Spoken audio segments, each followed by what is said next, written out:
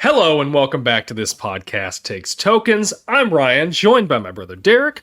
You've arrived at the show where we talk about everything we grew up with, everything we enjoyed, everything we didn't enjoy, but we're going to talk about anyway. Revisit. We're going to revisit it, yeah. So before we get into today's episode, we're going to do our retro ramble that we do every week. The question I asked you last week, my brother, is if you could go back and see one concert ever, what would it be? All right. I'll let you go first. Oh, you're going to let me go first. Okay. I'm going to be a gentleman and let you go first. All right. Well, I should preface this by saying that I'm not big on concerts. Never have been. Never been huge on concerts. I romanticized them as a teen. I thought they sounded like a great thing to do. But once I finally got to go and do one, I just found it to be too much. It was just too loud. It's too expensive. It's distorted. The energy was all wrong. It's just a madhouse, and I never enjoyed them. I have enjoyed a few. Don't get me wrong. But you're so far back. In that part, I'm like, what's the point? Like, I'm too far away. I'm having to watch the concert on a monitor. I don't like that. Yeah. So the ones that I do like are smaller, more intimate. Like whenever I've gone to see friends' bands play locally. Mm-hmm. Those I found to be much better. Anything like big, like we went and saw like Korn, Family Values Tour, back whenever me and Allison first got together. It was like one of the only concerts we went to. And it was just, I didn't enjoy it. It was awful. Yeah. Like it was it was so loud and distorted. Like you couldn't hear clearly what was happening. It was just, there was so much distortion because the speakers were so loud, and we were pretty close. And the crowd, like everybody was standing up on their seats, which means that you then had to stand up on your seats to see, to hopefully see over everybody, which is a little cumbersome. And I don't know, like I said, we just didn't find it enjoyable. We left and I was deaf and vibrating for days afterwards. But I digress.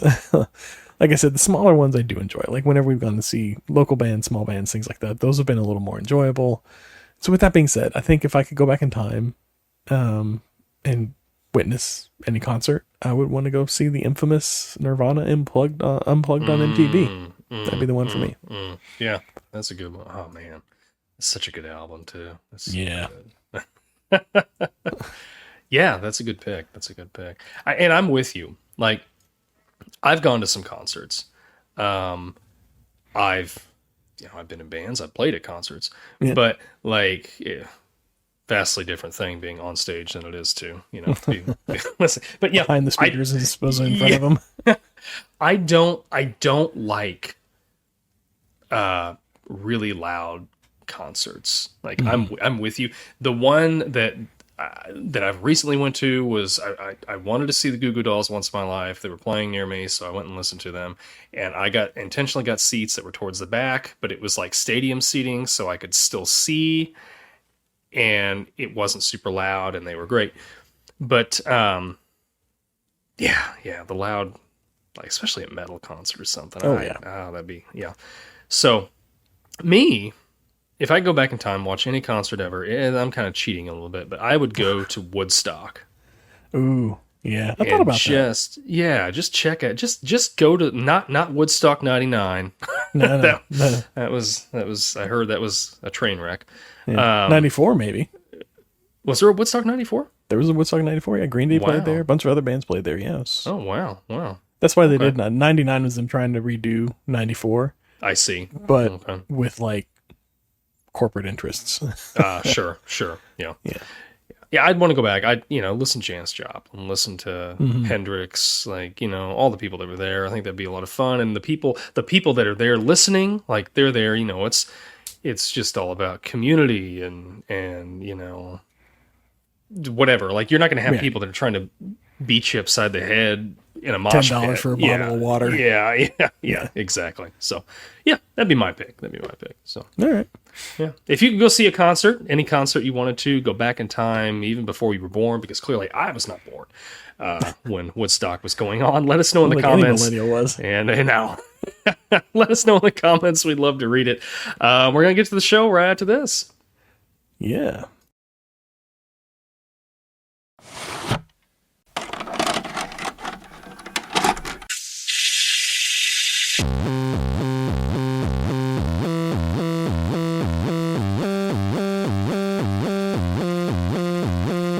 your local video store card, a comic book in your back pocket, games with no tutorials, music you had to discover, and drinking water straight from the hose. These are the things us millennials remember fondly.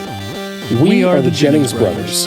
Join us after the streetlights come on as we race our bikes from the top of the hill right down memory lane. Exchange those quarters, because this podcast takes tokens.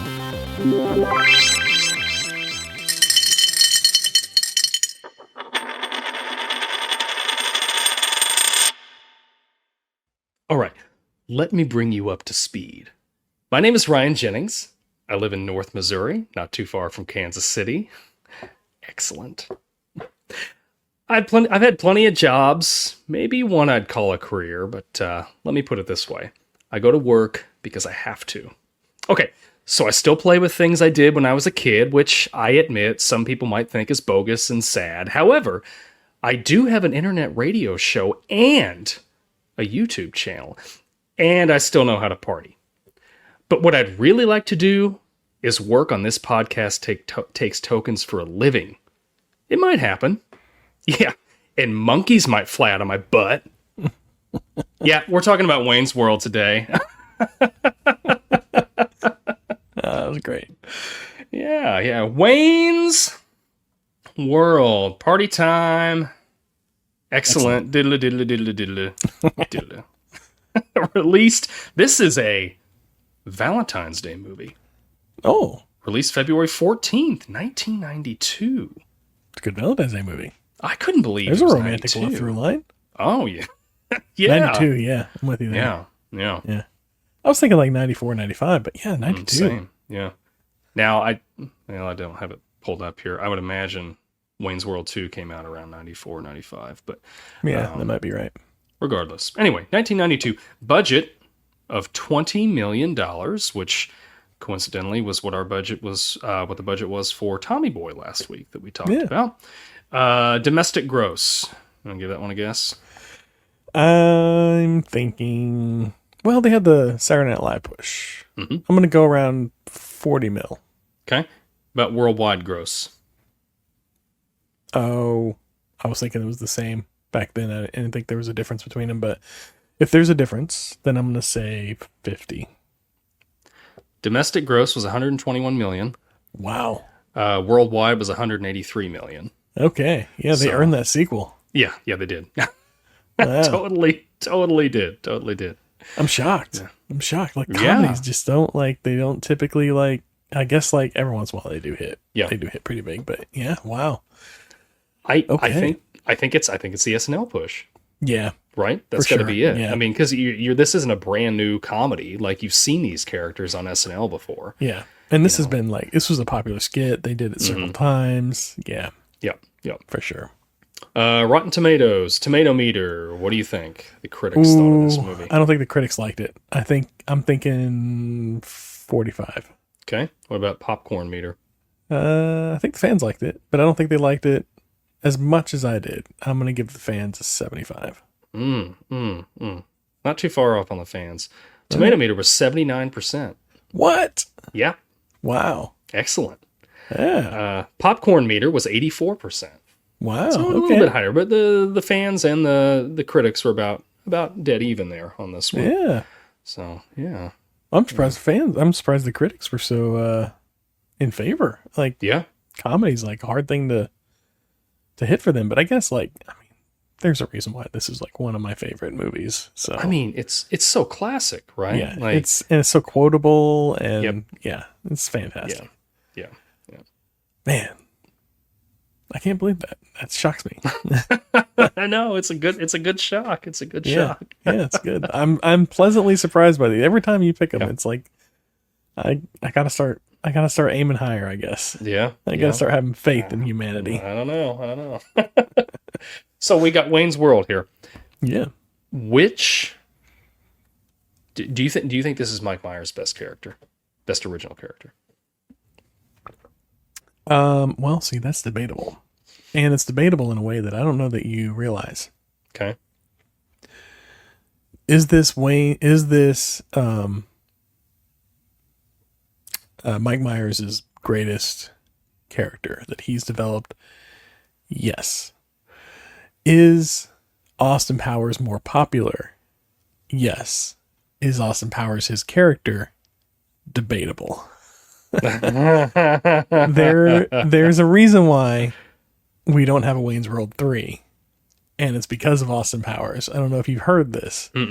But apparently the fallout between Garth, Dana Carvey, and Mike Myers has a lot to do with Wayne's World. And Dana Carvey used to do an impression of Lorne Michaels that was very much so the Dr. Evil from Austin Powers movies. And apparently Mike Myers ripped that character off from Dana Carvey to do... Like, they wanted to cast Dana Carvey in the Dr. Evil role, but Mike Myers thought it'd be funnier if he played both characters, and pushed for that, pushed out Dana Carvey.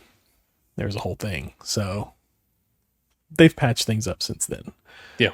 But there was a rift for a while. This is why we don't have a Wayne's World 3. It's because of the whole Austin Powers Dr. Evil thing. Now, I talked through that, and I just realized that he stole the Dr. Evil, not Austin Powers. So I guess Austin Powers is one of his original characters as well. Yeah. So, well, I think Austin Powers is most popular, more popular, more known than Wayne Campbell. But I think Wayne Campbell is better, for sure. Oh yeah, yeah. Now I'm surprised you didn't say the Love Guru. I've never seen Love Guru. I respect him too much to see it. I've heard it's the bottom of the barrel is what I've heard. Yeah. I haven't seen it, so I don't know. Now, I guess you wouldn't. Shrek's not an original character because he didn't create Shrek. He didn't create Shrek, which was originally supposed to go to Farley. Oh yes, I had heard that. Yep. Yeah. So another one that but he took it and like you if you've ever heard they did like a rough screen test with Farley's voice. Reading some of the lines, and it's completely different. Myers gave him the whole Scottish accent, backstory, and a lot of stuff to it, and did a lot with it. But, anyways, Wayne's World, Wayne Campbell, I think is my favorite. Mike Myers for sure. Oh yeah, is Wayne Campbell. Oh yeah. There's no doubt in my mind. He's there's no debate. No, it's just I don't know. He's the everyman. This and How I Married an Axe Murderer are like my two favorite Mike Myers movies. Yeah. So we get 2 Rob Lowe movies in a row here. Last week we did Tommy Boy. Yeah. I meant to go back and see, was he in any of the other ones we covered for the Best Bud Summer Rewind? I don't think he was. I don't think that he was. I can't remember off the top of my head all the other movies, but I'm pretty sure this is the only one that he was in. Like Encino Man, maybe, but I don't think he was in Encino Man. That's the only one I was thinking he could have possibly been in. Yeah. But, I don't think he's in any other ones. Unless he had a voice part in Goofy Movie. I don't think he did. Yeah. That'd be pretty cool if he did, though. A lot cooler if he did. It'd be a lot cooler if he did. So, what do you think? Do you think Rob Lowe's? He basically plays the same character in both movies, but which one is better? Oh, he's playing a different character here. He's still the heel. Well, he's still the jerk. Yeah, he's still the heel. But he's high class. He speaks multiple languages. The other guy was a little more I don't know. He was just kind of a d-bag. Yeah. And this guy's got a little more depth to him. He's a little more rounded out, I should say. Mm-hmm. He speaks multiple languages. And, he's got kind of a way with ladies. He knows how to. He has decorum. He knows how to present himself. He's a fast talker, and I don't mean he delivers lines really fast. I just mean he thinks on his feet, and he knows how to talk to people. Whenever he's talking to the Noah's Arcade guy, and he just keeps kind of twisting things back around to bend to his will, and he's like, oh, that would be a good idea. Yes, let's do your thing, even though that's what he was pitching from the beginning. Yeah. He's sleazy but polished. A little rustle in the background there. So. No, that's all right. Yeah. No. Gosh. Yeah. Do you think he would have gotten Cassandra if he would have just? She's too smart. If Wayne's not in the way, you don't think so? No, even if Wayne had never been introduced into the picture, she's way too smart for that. She would not have fallen for his stuff. Like, there's a reason why the opening scene is he's in bed with this girl that he picked up that works at like a Shake Shack or something like that. Because that's the only type of girl that's going to fall for his stuff. Like a smart, self-sufficient woman isn't going to be like, oh yeah, this is the guy for me. She's going to see right through all his BS. And I think maybe she was during the movie, right? But he's giving her like, trying to get her, a record deal or whatever, and trying to advance her career. So it's kind of one of those things like, do I just string? I don't want to say string him along. I don't know if she ever really like reciprocated anything to him. Oh no, I think she picked up that he was into her, but she was like, I'm gonna lay it out from the beginning, like from the very beginning, like the first conversation. She was like, I think she said something like, "Oh, I bet you think that line works on a lot of girls," or something like that. And he's like, "Oh no, I'm not trying to pick you up." And he's like, "Yeah." She's like, "Yeah, sure, you're not." Yeah. And from the beginning, she's very clear. I'm not into that. I'm here for my band. Because he's even like, do you have a number where I can reach you? She's like, we got flyers at the front. You can contact us. Yep. So she puts up the walls. She knows she's been in this scene. She knows like the way that the men operate, and she's a lot smarter. Yeah. And she's got defenses for it, for sure. She does. So yeah. That's true. I don't think she would have fallen for it at any point. And I don't think she was using him so much as she was like, well, he's interested in me, but we are a good band, and he is going to promote us and put us on the radio, and whatever. Whether or not that's because he's into me or not, it's fine. We got the band. That's all that's important to her, and that's what she's into. Which, by the way, what an awesome sounding band. I want a record from this band. I just love listening to the music in this movie so much, and like her singing and all of it is so great. I love it. That's one of my favorite things in this movie. Is that it is really good. I think they even have, is one of those songs an original for the, I think the one that like she's recording the album and she's got the snake. I think that's gotta be. I mean, but they they do other like covers of other songs and they're great. Yeah. And I love their stage that they had, I guess, in their apartment. Yes. And it's got all those like beer cans and stuff just lined up on the stage. How are they affording this though? Like, are they making that much money to be able to have that's what she said. Like, she said they're having a rent party. Like, that's what she invited Wayne to, is she called it a rent party. That's where they throw a big party to cover the rent. Yes. And like everybody pays a cover charge and they come in and they just party. Yeah, which is a fantastic idea. I wish I would have had that idea. Yeah. Rent party. If we should have just watched this movie more, we would have been right. I did. I never picked up on that. This is the first. This viewing was the first time where I picked up on her saying rent party, and I went, "Oh, that's what that is. That makes a whole lot more sense." Because like I never realized until this viewing that where she was living was also where they were playing, and like her room was just kind of like a corner of that huge loft that the whole band was like living and working out of. Yep. Which is crazy, but man, that would have been a fun thing to be a part of. Oh, sure.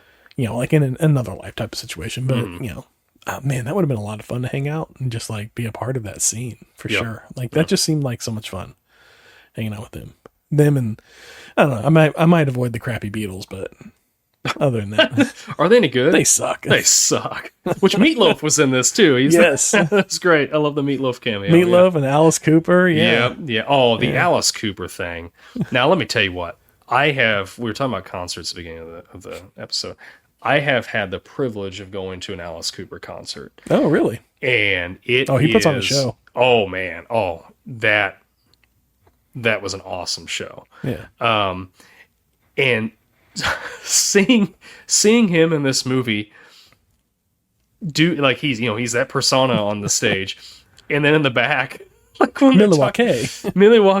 That's right, Peter. The Native Americans used to. I don't know what he said. He just goes off on this tangent. This whole like Nat Geo thing. Yeah. Does this guy know how to party or what? You should stay, hang out with us. Yeah. Oh, which I get. I guess he's like, I honestly wonder if like that's really like him, because I guess he's really into like golfing and stuff. Yeah. So like I could see this other side of him is like somebody that really enjoys learning about history, and things like that. So I don't know. I'd go to that party. I'd go to that after party. Yeah. Hang out with Alex. It's not all like, the crazy debauchery that you would imagine it to be. Like, I'm sure like a lot of it is often just like them just like unwinding, hanging out and just like chatting. Yeah. I imagine. Yeah. The older me imagines. Would you, if you're going to go back to the, backstage to an Alice Cooper concert, would you be showing your VIP? Oh, absolutely. Badge? Yes. It's so ridiculous. It's such a small thing. It's so funny. It's just like anybody they see, they're showing this. You gotta. You're excited. Their first like backstage experience, I'm sure. Yeah. But yeah, so I was wondering, I'm just a little separate tangent here, but Wayne plays guitar, Garth plays like drums. It looks like, well, obviously, like, the one scene where he goes in there and he wails because, Dana Carvey's a killer drummer, but like, he plays drums, like he's got the drumsticks on the couch and everything. He's playing on his thighs. Do they have a band? Are they in a band? Have they been in a band before, or do they just like jam? I don't know. Like, I've wondered that. Because I mean, we don't get to hear Wayne's guitar chops much, right? Just the theme song. Yeah. So I don't know if he's really very good. Maybe Garth is just really good, but he's Garth is timid. Like, he's super timid. Like, I can't play in front of people. I could see him saying that, but like Wayne's like, hey, let's jam or whatever. Okay, I can do that.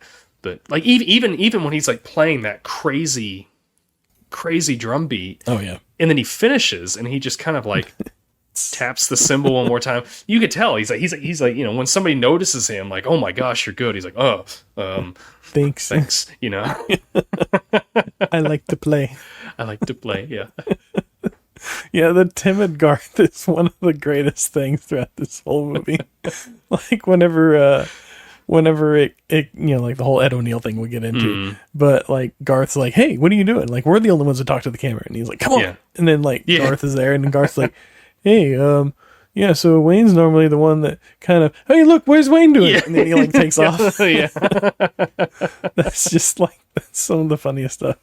Yeah, so he doesn't want to have anything to do with it. What's the greatest Garth line? Oh man, the greatest Garth line. I didn't think about a specific Garth line. The greatest Garth line I can't repeat on here. It's what is the if Benjamin were an ice cream? Yeah, flavor. Well, yeah. Okay, aside from that one. I didn't think. Oh, I don't know. I can't think of one. Yeah, so mine would be there's two of them. So she makes me feel kind of funny, like when we used to climb the rope in gym class. Yeah, that's a pretty good one. I'm like, what? What is this? What does this mean? And then, but I think feel kind of funny. I think my favorite one is when they're laying there on the car, and he looks over at Wayne and he says, did you ever find Bugs Bunny attractive when he puts on a dress and plays a girl bunny? All right, that was I'll take that one. Wayne's like, no, me neither. I just asking. And then they just sit there and just start laughing back and forth. That was so perfect. Like, it was so genuine. Like, that's just like two people hanging out, having a good time. I love it. Yeah. That was great. Did you ever find Bugs Bunny attractive when he puts on the dress and plays the girl bunny? Yeah. So a friend of mine that really likes this movie, I guess he'll say lines like this just randomly to people he knows. Like, and he used this the other day on somebody, and they're like, no, and so me neither. I was just asking. Just asking. All right. Well, favorite Wayne line then. If you got a favorite Garth line, what's your favorite Wayne line? Oh, It's Zeppelin didn't write tunes everyone likes. They left that to the Bee Gees. That was a pretty good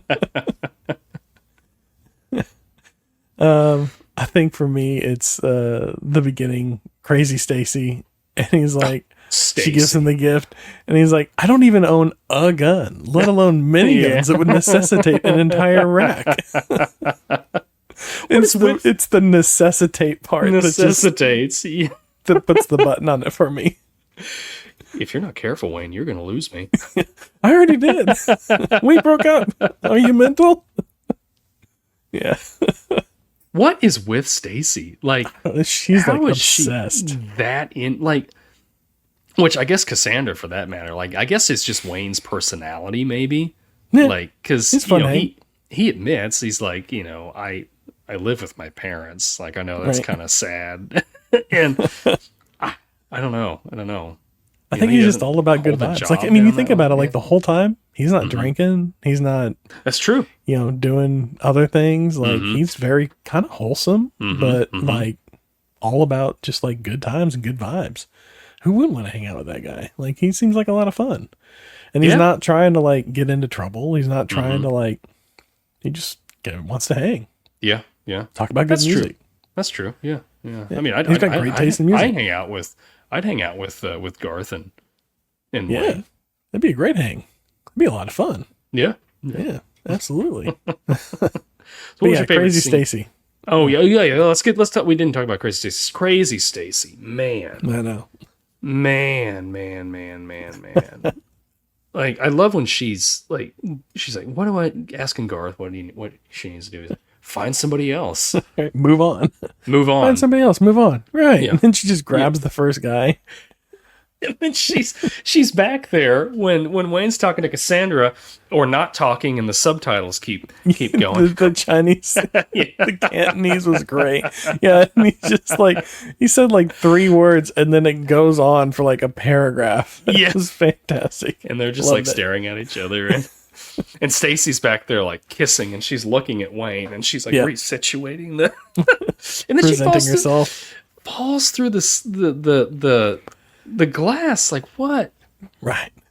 What is with this? Like, what is with this girl? And then later on, she's riding the bike and just like, hey, Wayne, with the neck brace on, and like goes over the car. Yeah. Yep. She gets up. She's like, I'm good. She's good. So what's your favorite scene in this movie? Favorite scene? I think, man, it's kind of a hard one too. It's just so good, like all throughout. It's good all the way through. I think, man, yeah, I'm at a loss. It's hard. I didn't put one down because I just watched the movie. I enjoyed it, and then I really didn't give it much thought. What do you got? What do you got? I think it's when Noah is talking with them. It's pre-show, and he's like, I've got this new commercial where I rap. Oh yeah. And he's like, I don't remember what his rap is, but like, then Wayne says, a sphincter says what? Yeah. What? He keeps saying, excellent. Like, I don't know. Something about that. Like, it's, I don't know. It's so funny. Really anything with the scenes at the studio. Yeah. Is, you've got because I'm like you thinking about this. Like, it's really hard to pinpoint one down. Yeah. Like, yeah, that scene's really funny, but when they're doing like, we won't bow to any corporate sponsorship, and they're like Pizza Hut and Pepsi and Reebok. Yeah. Oh, it's giving me a headache. Oh, Milo. Take 2. That was the best one. Nuprin, yeah. Here, take 2 of these. And then like the bottle like and then it cuts to black and white with the yellow pills. That's great. Yeah. See, that's what's so great about this movie is like, it doesn't let up, but it never gets stale. No, yeah. It's not like, like we talked about Loaded Weapon a couple weeks ago, like that they just keep firing until they hit that was something a shotgun. that's funny. There was like several shotguns going off at once. Yeah. This is very like precise, boom, boom, boom. And it's gosh, it's just so funny just all the way through it. All right, so I don't know. my favorite scene, I'll give you now. You reminded me of with Noah's Arcade is whenever they're sitting down to interview Noah, and Wayne's like, "Hey, can I borrow that pen?" And then like he just writes down all that stuff on the back of the card. It's so subtle, but it's so funny. Yes, and they're all just like cracking up in the studio. And he gets off, and she's like, "Oh, I think it went really well. Everybody was laughing and having a good time, you know." How did she not see right what's on the cue cards? That was my one thing with that scene. I'm like, is she just like so oblivious? I think so. She thinks that's part of the show or something. Like, because surely she's got to see those cue cards and what he's written on there. Yeah. Yeah, I got pictures. That was great. But yeah, I think that's probably. I mean that, or I mean, there's the one scene that I feel like everybody says is probably one of their favorite scenes, and it really is. It really is a fantastic scene, not just because, and you'll see here in a second, not because of the title of it, but because of what it does, and that is the opening scene where they're in the car with the Bohemian Rhapsody. It does a fantastic job. Yeah, an iconic scene. But it also does a really great job of introducing all the characters. Like you kind of like, you learn a little bit about them. You kind of learn a little bit about the area. And like they even like pause the music for a second, get out of the car, you know, check on Phil. And Phil might have been partying a little too hard. Get him in the car, you know. And then there's that whole Bohemian Rhapsody sing-along, which is fantastic. We saw this repeated in another movie, Loaded Weapon. I think Loaded Weapon 1, they repeated it at the beginning, the end of Loaded Weapon 1. Oh, at the end, you're right. Yep, they did, yeah. Which came out like a year or two after this. I think so, yeah. And it was just such an iconic scene. Like, we've seen it repeated in a couple other movies. And because it is like, man, I never heard of Queen before that. And then that scene, you know, you hear that song and you're like, this is a fantastic song. And then you start going back and you start looking into Queen. You're like, oh my God, this band is fantastic. Oh yeah, they were fantastic. Yeah. And so many great hits. Yeah. And they had the Greatest Hits album too that came out, I think, right around this time. So like everybody was getting that because it had Bohemian Rhapsody on it and all the other stuff. But yeah, like that scene though is I think the reason why Queen lives on. I think without that scene, we wouldn't have the Queen Renaissance that we had through the 90s and 2000s. And I would go as far as to, for iconography, putting that up there with like the Boulder and Indiana Jones, like something that's that recognizable. If you just see like a still shot from that scene, like, oh, that's Wayne's World. Like, absolutely. You know, it's so iconic and it's so good. I could watch it over and over again. Oh yeah. Yeah. Give you no hurl guarantee. No, that's right. That's right. Here, if you're going to spew into this little solo cup. So he folds back up and puts it in his pocket. I love it. He's carrying around this little solo cup. I've seen that in a couple of movies around this time too. Yeah. Like people just like carrying around little like paper cups. Like was this a thing? Like I don't know. Need a drink somewhere. I guess you get something to drink. You're gonna hit a water fountain. It might be easier, I suppose. I don't know. Maybe you're onto something. I should have been. There's so many times where you go to the water fountain, it just comes up like an inch. Yes. Yeah. I would have killed for a little solo cup. So Michael, is it DeLuise? Oh yeah, DeLuise. Yeah. Yeah. He's had a great year this year. He's in this. He was also an Encino Man. Both the same year. Right. He's kind of playing the Link character here more so. He is a little very, bit. Like, I liked California, his character in this. Yeah. He's over there chatting up Noah's wife and he's like, "Hey, how you doing?" Yeah. And then he's like, "Noah, your wife's kind of hot or whatever." Yeah, if I may say so. Your wife's a babe. Yeah, that's what it was. Thank you. Do I frighten you? Right. Do you want me to? Do you want me to? Oh man. And then he's the one when they're actually in Wayne's basement and the soundboard starts sparking. He's taking that wrench and just like wailing on it. Smash. And speaking of that, what is the deal with Garth creating that animatronic hand? I don't know. I think he just had access to things, and he was like, "I'm gonna kind of fool around with this Yeah. stuff," and then just like started like making things because that's what he like. He's got all those little like gadgets at his home. I think he had more in Yeah. the second one, but you kind of see some in the first one. Well, the satellites and all that stuff. Yeah, and he's- he was tinkering yeah. with the satellites and all that. So yeah, I imagine like he probably helped set up that soundboard and everything, and he's a I don't know, tinkerer, yeah, engineering mindset, Yeah. I'm sure. Yeah. But yeah, building that little hand. I expected that to come into play somewhere, but it didn't. That'd stop it though. It's almost like I'm looking at it like is it becoming sentient? And he's just like, I don't know. Yeah. And then Michael DeLuise comes back around again, where they're isn't he the one that like they're like, okay, so what you're gonna do is you're gonna count them in. You can go 5, 4, 3, and then you don't say the 2 or the 1, and then he's like, oh, okay, and then they're all just like mouthing along with it. And he's like losing it over there, like counting them in. Don't mouth it. I can see your guys' mouths. See your lips moving. But yeah, he was the one that was counting them in too. Yeah.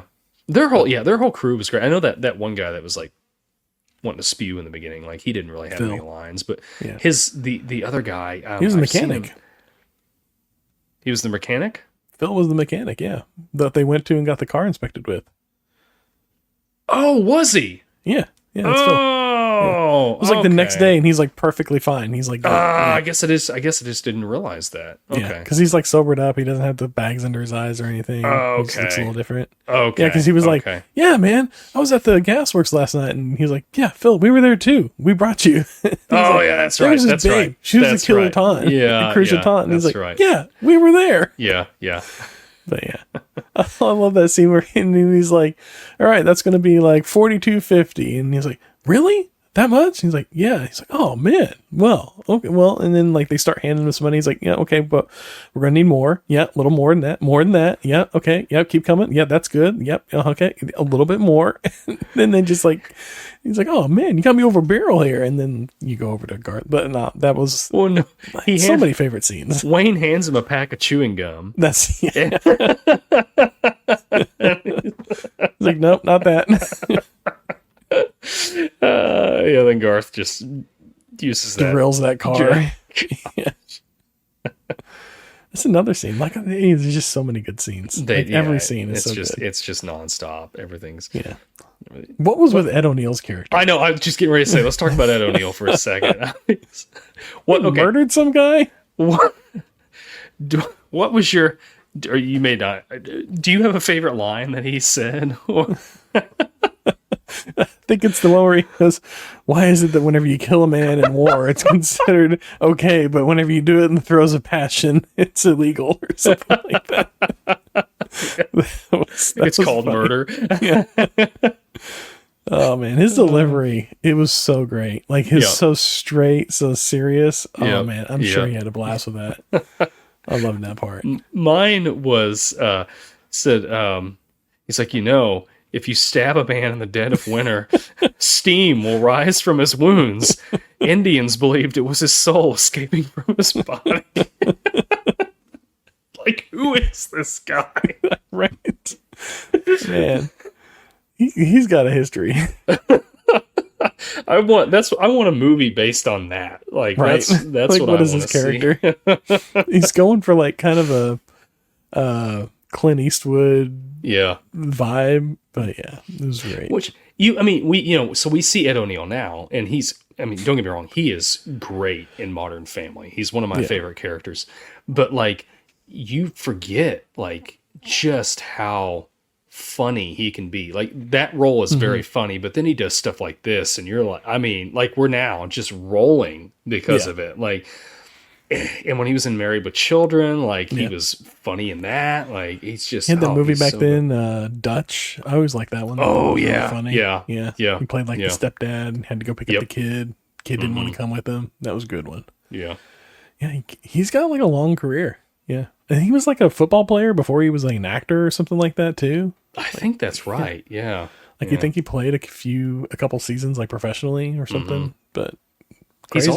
He's also a black belt in some sort of martial arts. I don't know really? what it is, but I think he actually, They worked that into the Married with Children too, that he was a black belt. Oh yeah, I think they did. Yeah, Yeah. yeah. I think I saw somewhere it like I don't know the validity of this if it was true or not, but like it was saying that I think he has a higher, I guess, ranking than like Keanu Reeves does or something like that. With that, I don't know.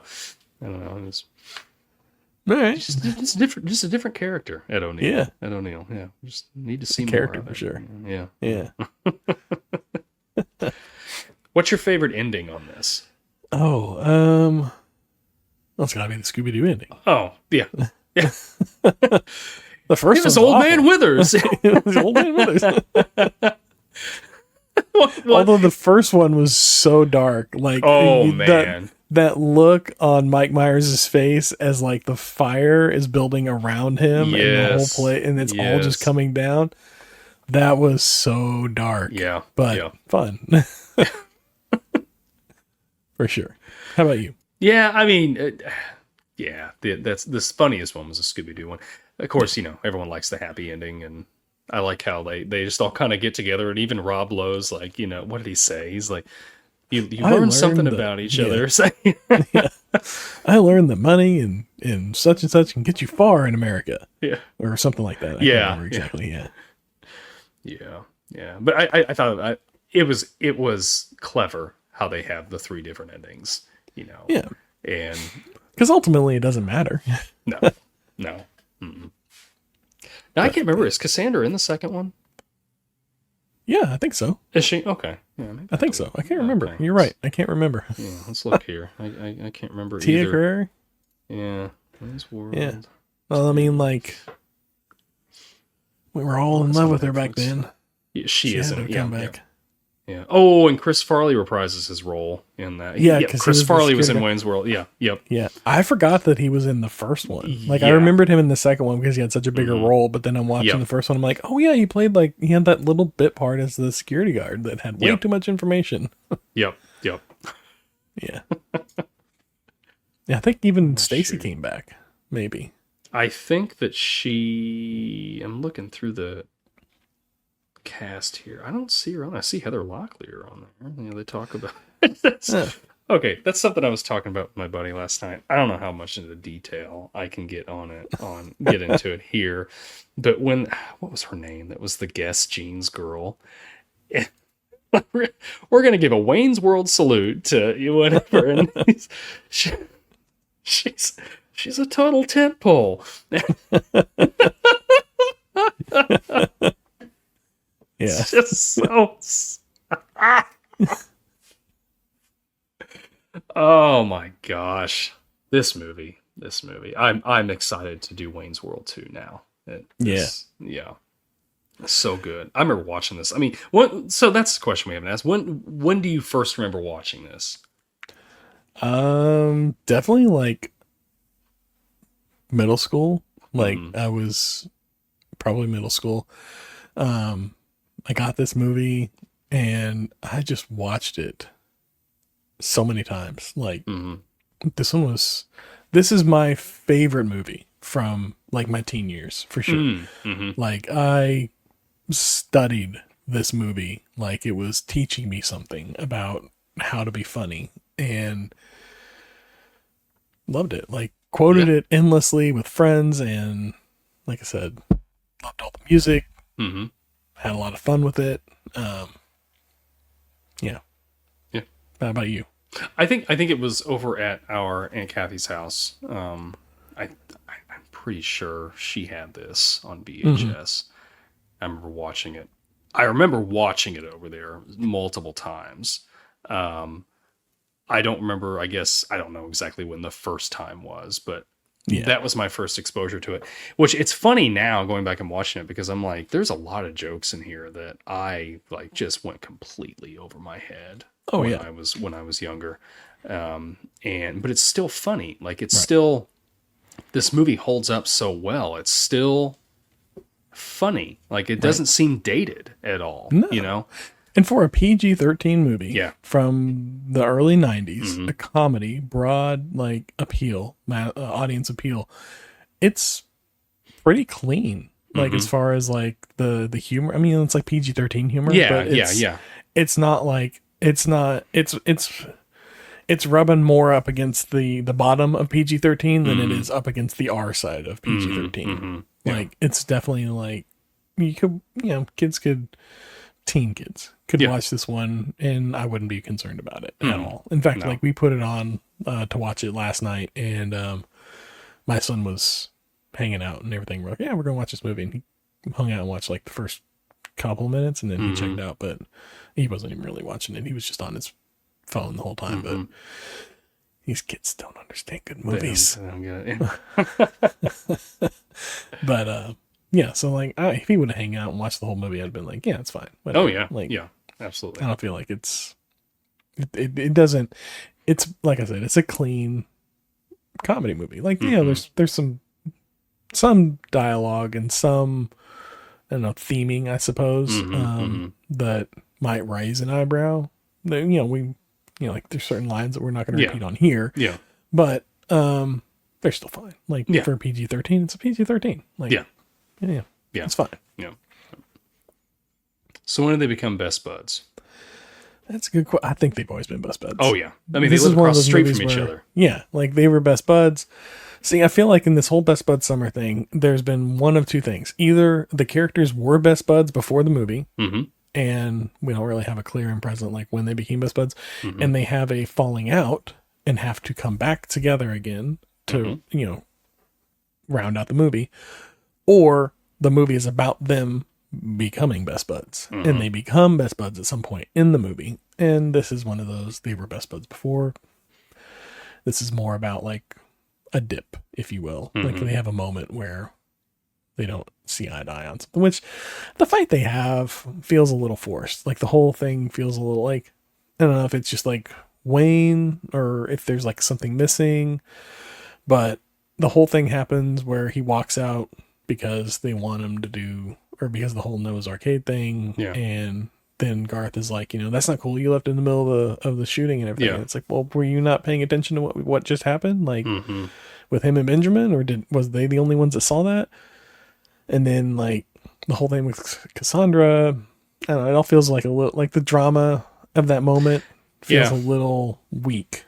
Yeah, it does. I don't, it seems out of character for Wayne, especially to talk, not necessarily to get in an argument with Benjamin, but I could see him like looking over at Garth and saying, "Hey, we're getting out of here." Like, and then with Cassandra, like, I don't know, that just seems really weird the way he, like, I get he's like frustrated and all, irritated because he's just lost his show. But like she doesn't know that. Yeah. And when he's like accusing her of like, being promiscuous or whatever. And it's just like, where did this come from? Like, did she, like, she never gave you a reason to think that way. Like I feel like there's a deleted scene or something that kind of like shape that out a little better. But by on its own, it kind of feels forced a little. It's a little weak. It's a little weak.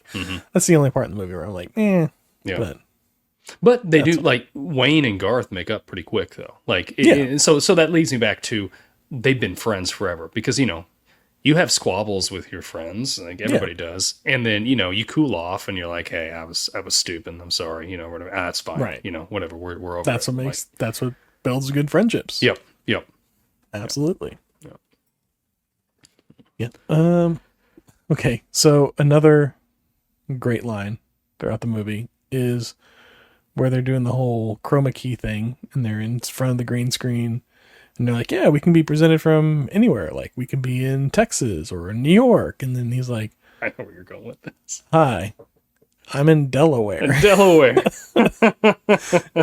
just like, there's nothing great about Delaware. It was just so, I don't know, that the delivery kills me on that one. Hi, we're in Delaware. I loved the reworking of their theme song. Oh yeah, and it's like very Wayne's cleaned World up. Party time, excellent. Like it was, and then there's that guy, the announcer guy. Party on, Wayne. Party and on. Party on Garth. And the look on Mike Myers' face at that point, like he's just Mortified. like, what is this? Yeah. It's so good. It's so good. I love how we're just basically just talking about the movie scene for scene, but that's fine. That's what it is. This is one of those movies that's great for that. It is. When they first get into the studio and they're like, does anybody else find this, or Garth says, does anybody else find this weird? We're looking at Wayne's basement. That is a little weird. Yeah, yeah. That was a haiku. Very good. Yeah. Yeah. But now, do you think that the I can't remember his name. He was the dude that was always in like the Windbreaker and everything. That he showed up with a flashlight when they Russell. were trying to Russell. When he disarmed him with the flashlight and he takes it like it's a gun does the gun. batteries. He's like, whoa, he's good. I like Russell. to think that he's like a permanent part of the friend group now. Oh yeah, yeah. I think he worked his way in. Yeah. He's cool. He passes. He's all right. Yeah. Absolutely. I like the use of breaking the fourth wall in this one. Like it's really well done, and like it's just the right amount. Yep. Like every time, kind of like Wayne or Garth, and it's really only Wayne or Garth. Like, and then Wayne even kind of like points it out whenever Ed O'Neill starts to break it, because Ed O'Neill's the only other one that does. Yeah. And then Wayne's like, "Hey, what are you doing?" Like, that's us. Like, it's me and Garth are the only ones that get to talk to the audience. Yeah. I like that part. Yeah. That, or whenever Wayne, towards the end, he just walks over and he opens the door and there's like a whole room full of guys like practicing to be assassins. I just always wanted to open a door and have this. It's great. I wonder if that was like a Mike Myers, like, I always kind of wanted this. We're going to work it in, like, type of thing. Yeah. Yeah. Maybe. Yeah. But yeah, that was pretty funny too. Yeah. I like that part. Just an all around good movie. It was a good movie to end this little series on, I think. It's a mega happy ending. Yeah. Yes. Yes. So, how many of these arcades does Noah own? Do you think? Several. I don't know. Because, like, how much money is he putting into this, like, Wayne's World thing? Yeah. Like, for them to do this, like, whole setup and everything? Like, I don't know that, like, you're making that much as an arcade. Like, you gotta own, I would imagine, dozens of these arcades across California or Chicago area, wherever they're at. Milwaukee. Wait, where are they at? No, they live in Aurora, Illinois. Yeah, suburb of Chicago. Yeah, but they go to Milwaukee. Milwaukee. Yeah. Yeah, so I don't know how much he's making or how much he's putting into it, but he's putting in a lot of money, arcade money. Like, I don't know how you're making that much money. He's a millionaire, though. Yeah, he's a millionaire, right? But like, is business doing that well? Because this is the point where like console gaming is starting to kind of take over. But arcades are peaked here, probably. I would think. Yeah. But yeah, like, are you making that much as an arcade? You would have to own dozens of these arcades to be making that much money that you're sponsoring an entire show, which is crazy. But it was a cable access, like, that's the thing, like, that we don't have anymore is the cable access. Well, I guess we do still kind of, but yeah, we have it. This is here. like cable access now. This is the Wayne's World thing. Yeah, for sure. Absolutely is. Yeah. Because I wonder if Wayne's World inspired this, like YouTube and all. Oh that in some way. I mean, maybe I could see like Wayne's World nowadays if it was in real life. It'd be a YouTube channel. It'd be a YouTube channel. Yeah, absolutely. Yeah. Would you watch it? Probably. Would you watch it on cable access back in the 90s? I think I'm back in the night. I don't know if I would have been able to. Like that's a different thing. Like watching TV, I can't fathom. I know we did at one point, but I have a hard time wrapping my schedule around TV being on at certain times to watch certain things. Like 7:00, I need to be home so I can watch this show that comes on. That's like my favorite show. I have a hard time wrapping my head around that now. Like we're so far removed. It's been probably 20 years since I've had I've had like DVR or something it's been probably 25 years now that I haven't had like some sort of like digital recording something or another to keep up with the shows that I want to watch, or just watching them on DVD or catching the, TV shows whenever they come out on seasons and on DVD back in like way back in the day. But and even before then it was like a VCR. I'd program a VCR, like at the beginning of the week I'd look at the TV guide and be like, all right, I want to watch these shows, program the VCR, put in a tape, and then I'd have the tape of the things from the week before and then the tape of the things that, and then you'd watch them. But yeah, like that's a crazy thought. Like I said, I know we lived through it, but I have a hard time wrapping my head around that. Like, need to be here at a certain point, right? Like, I guess like the Super Bowl, like that's probably the only thing I watch now that's like at a certain time, or New Year's. Yeah, that's it. But yeah, cable access show. I guess back in the day, I probably would have tried to watch it. I probably would have recorded it and watched it later. Oh, sure. It came on late. Yeah, it was like 11 o'clock or something, I think they said, when it was coming on. And although 11 o'clock, that would have, if I was at like teenage me, I probably would have stayed up. I stayed up and watched. I watched Saturday Night Live a lot. Yeah, I remember that. Back in the time. Yeah, I remember watching that a lot with you. Like when you'd come visit for the summer, we'd lay we'd have those bunk beds and we'd lay in there and we'd watch SNL or whatever. Yeah. But yeah, I remember that. And I mean, I would stay up when I was in high school. I stayed up and I watched Leno a lot because I really liked Jay Leno. And then got into like Conan O'Brien. I love Conan, was so funny. But yeah. So I could see that. Like if I am living in this universe, and I'd be watching Wayne's World. You had to live up in Illinois though. Yeah, it's true. It's cable access. Yeah. Which, like, how much is Wayne paying to run this whole cable access? Because they're not sponsored, so it's coming out of Wayne's pocket. Can't be. I guess that's why he's living with his parents. I mean, it can't be much though, right? Like, right? I mean, but they got to rent that equipment. They got that like van that comes out with all the equipment and everything. That's true. Satellite That's true. dish. Yeah, maybe it is. Maybe he is spending a bunch of money on that. I don't know. I mean, none of the other guys are helping out with it, right? Maybe they chip in.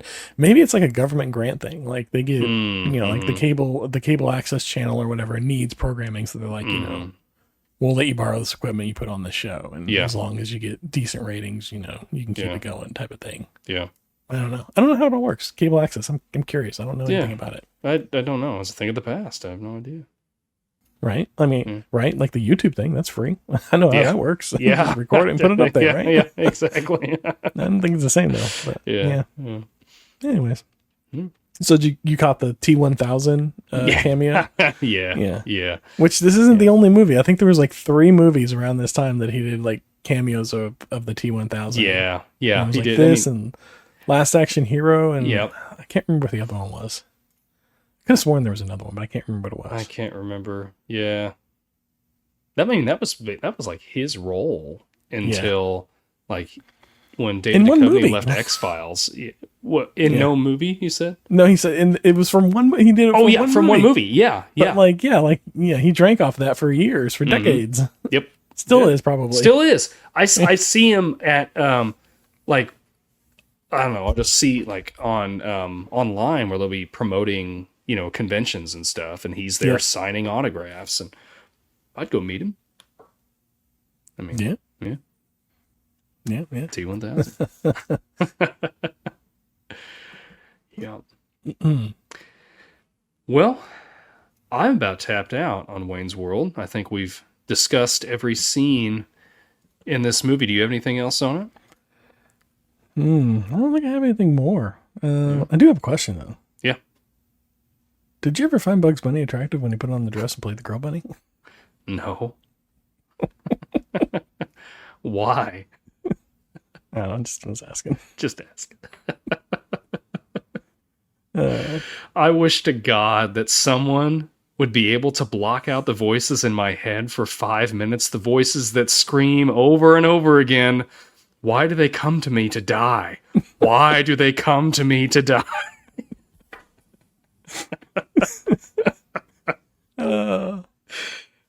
Yeah. Infinitely quotable. Infinitely. You can just sit here and like repeat the whole movie for an hour and a half, and that's all it needed to. It's so great. It is. So great. Like I said, one of my favorite movies. Anyways, stale popcorn. Stale popcorn here. Yeah. So before I was going to run down just a wrap up of our Best Buds summer here. Oh, yeah. With stale popcorn. So, yeah, if you're just joining us on this journey, so we started this 10 weeks ago, I guess. We've been doing this. Best Buds Summer, not the Best Buds Summer. Yeah, not the actual podcast. Yeah, our Best Buds Summer little mini series that we're doing on here. So we started with Turner and Hooch. Then we did Encino Man, A Goofy Movie, Rush Hour, Lethal Weapon, Loaded Weapon 1, not Loaded Weapon 2. Wedding Winners. I know. Wedding Crashers, Clerks, Tommy Boy, and now we're doing Wayne's World. Which one was your favorite one? Ooh. Oh, I didn't know this was going to be a question. I know. I'm throwing a curveball at you. It's Wayne's World. It's Wayne's World. Hands down, Wayne's World. I mean, I look back over the list and I realized, what am I doing? It's Wayne's World. Wayne's World was my favorite movie growing up. It is still one of my favorite movies. I still want to go as Wayne Campbell to a Halloween party.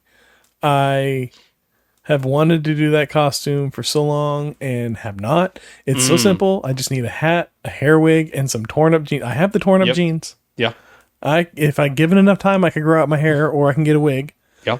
But yeah, like black shirt, tuck it in. Yeah, You're that's good. it. It's so simple. I want a Halloween party to go as Garth or as Wayne. I need a Garth, but that's. I bet you get your wife to do Garth. Yeah, maybe. Yeah. That'd be a little weird, but yeah.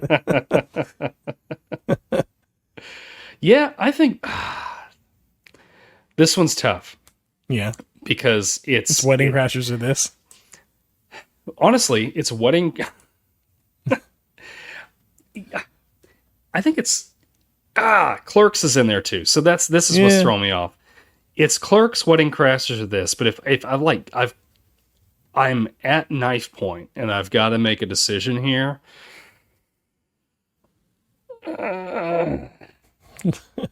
Gosh, I'm dead. Too late. It's probably Wedding Crashers. Crashers. I just have so many great memories with Wedding Crashers. Just, it's so good. And like I said, I still think that the 2000s have the best comedies. I don't know. These last couple have kind of convinced me that the 90s might have some of the better ones. I don't know. Yeah. We got time. We'll hit some more from the 2000s and we'll see. Yeah. We'll see if we can swing that the other way. But I don't know. I think 90s. Well, it's the forever millennial debate, I suppose. You know, who had the better comedies, 80s, 90s, or even 2000s? So, yeah. Did you have any surprises watching these movies? Loaded Weapon 1. I was I was disappointed just because I remembered enjoying that one so much. So that one was a little disappointing for me for sure. Yeah. I'm a little, I gotta admit my stale popcorn is, I'm a little jealous. The last two movies you pulled were some of my favorites, with Clerks and Wayne's World, and Wayne's World being my absolute favorite as a teen. So, yeah, I might have to have us revisit Wayne's World, just so I can host it one time, in a year or two. You can host Wayne's World too. I'll let you host Wayne's World. Okay. No. Yeah, but I think for me, I didn't dislike the movie. But it was Rush Hour. I didn't like it as much going back to it. That's true. Yeah. I mean, there was definitely some really funny parts in it, and the action is fun. It was fun, but it wasn't as fun as I remembered. Yeah, like I'm looking over this list, and I'm like, Turn Hooch was good, Encino Man still one of my favorites, Goofy Movie great, and I'm hitting everything. I'm with you on Loaded Weapon, but I'm like, I don't know. Rush Hour was like, to me, I'm looking over this, I'm like, that was the one that I think I had the least fun discussing. Not that it wasn't fun, but you know what I mean? Like you just weren't enthused about it. Yeah, exactly. Same way. Yeah, I feel the same way. I feel like Rush Hour was a little it wasn't as bad as Loaded Weapon 1, but it wasn't as good as I remember. Yeah, for sure. And I think we talked about that during the movie. It was okay. It held up okay. Yeah. I mean, really, it held up. I feel like it held up like it held up. Like, it held up. Yeah. Yeah. But I think my memory of it was a little romanticized. Mm-hmm. And that was the problem. I don't think it was different or worse. Mm-hmm. I just don't think, I think I remembered it more. I remembered it being better. Mm-hmm. Yeah. But it's not like I remember anything that wasn't there. I just had a fond, just a flowed fondness different for when it. you're watching it again. And Yeah. It just didn't hold up. Yeah. Some of them don't. That's how that goes. Yep. We should discuss our Mount Rushmore of movies that didn't hold up. Yeah, there we go. Maybe that'll be the next. I think we have a Mount Rushmore at this point. We've got, we do. The Mask. We got we Loaded definitely Weapon, do. Rush Hour. I don't know what else. We need one more. One What else more. we got on there? We'll have I to don't know what figure the other one is. Well, I think it would be a top. It would either be like mine would be like The Burbs or something, and yours would be like, I don't know, like what was one of the ones that you said? There was one that we had that you were like, this is probably My Burbs for you. Or something like that. I can't remember what it was now. But, yeah. Oh, it was Empire Records. Oh, okay. Yeah. So it'd be a double-sided coin for that one. Yeah. Well, let us know in the comments what your favorite movie was that we did. We'd love to hear it. So we love bringing these to you, and we'd love to know, what you like, what you don't like. Let us know what you didn't like. What movies did you not like that we did? Any surprises, anything like that? Just let us know. So, speaking of that, we're going to go into our Gum Under the Seat section. Got a couple comments here.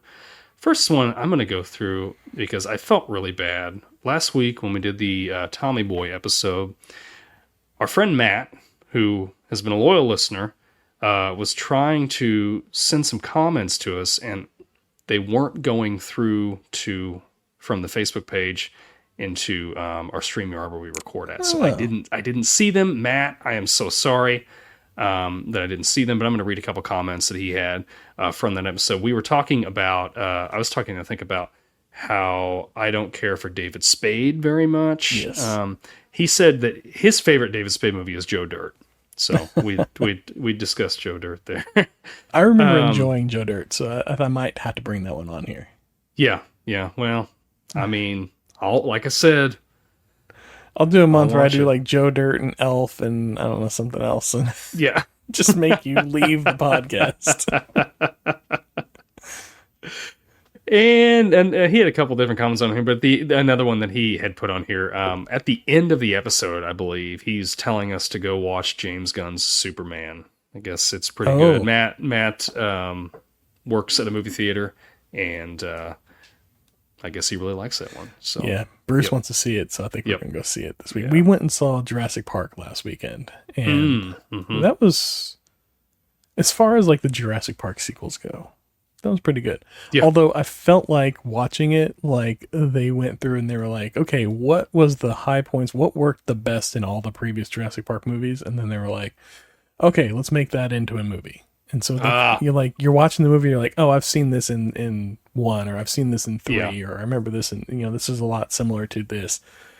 And there was that, but it was enjoyable. It was a popcorn movie. It was fun. But yeah, Superman, he wants to see it. I want to see it. I've been seeing these trailers for it, and I'm like, man, this one looks so good. It's either going to be really good or really disappointing. But I think we might go see it this weekend. I'm going to let you in a little secret. Not about Superman, but you were talking about Jurassic Park. Oh, yeah. I've only seen the first 3 movies. I haven't seen anything past Jurassic Park 3. Really? Yeah. Wow. I think we've discussed it before.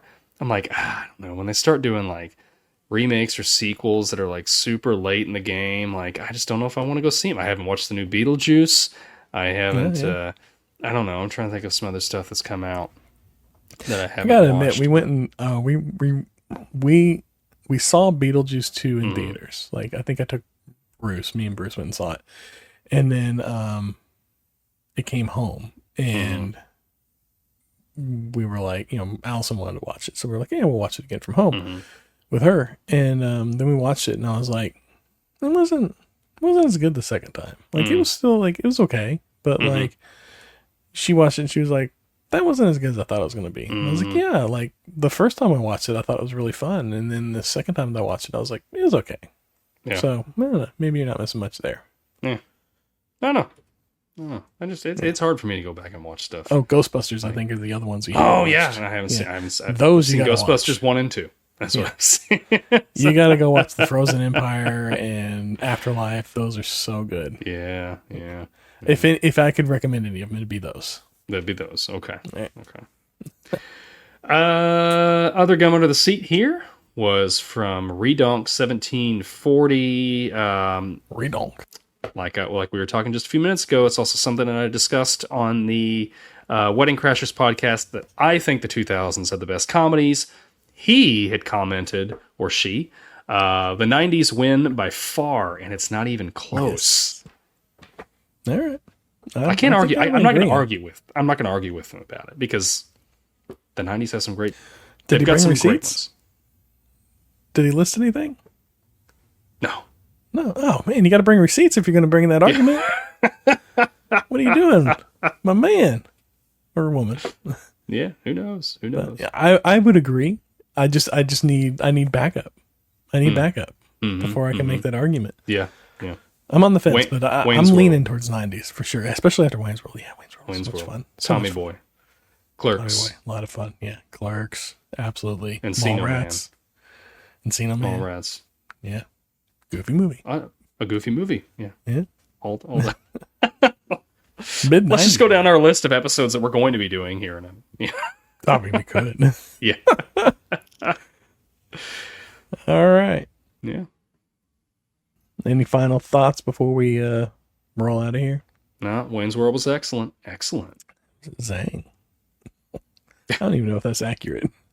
How much of that do you think was? You think he was actually speaking Cantonese, or was it just like gibberish? I don't I'll know. have to look up. I'll have to like hold up Google Translate to it and see. Well, because I know curious. that what's her name? Played Cassandra. She's. I mean, her parents could be of Asian descent. I'm sure they probably are. She's from Honolulu. Yeah, I was gonna say I think she's Polynesian or something. Yeah, so maybe she didn't even know Cantonese. So, I don't know any. Right? I don't know it for sure. Nah, yeah, absolutely, yeah. Nope. I'm taking their word for it. That's right. I'm not arguing. All right. So, well, before we wrap up, retro ramble for next week. What was your first job? This one's simple. It's clean. What was it? How old were you? Where was it? What position did you have? Yeah. We'll talk about first jobs. Sounds good to me. Sounds good. All right. Well, that's all the time we have for our podcast. We hope you found it entertaining, whimsical, and yet relevant in an underlying revisionist coherence that beline the episode's emotional attachments to the subject matters. I just hope you didn't think it sucked.